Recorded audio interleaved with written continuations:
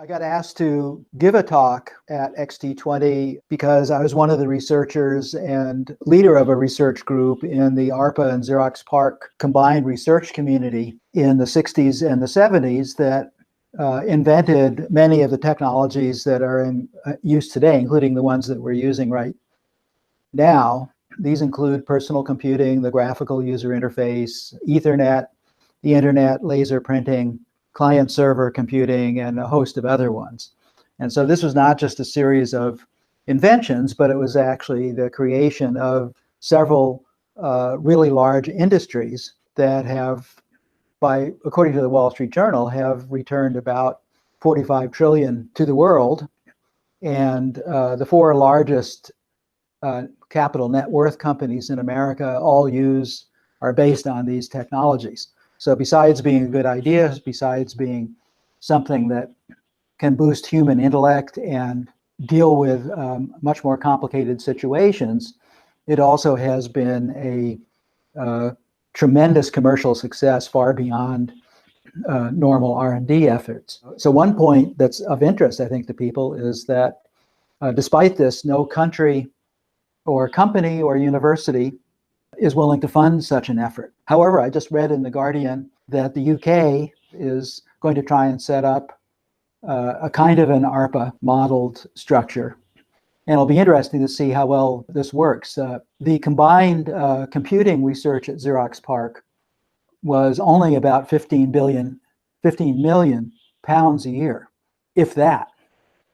And I saw in The Guardian that the proposed outlay is perhaps 800 of those millions of pounds. So there's plenty of money there. The key is, can you get the right people, and can you set up something that allows the researchers and the right researchers to do the kind of stuff that normally was only done when they were in the middle of a war.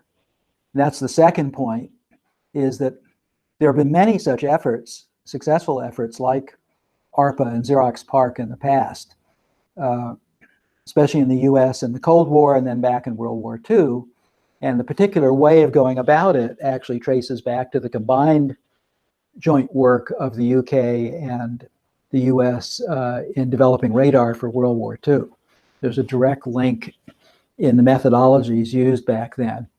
And to an extent in projects that were not so directly involved, like Bletchley Park over here and Los Alamos and the atomic bomb effort.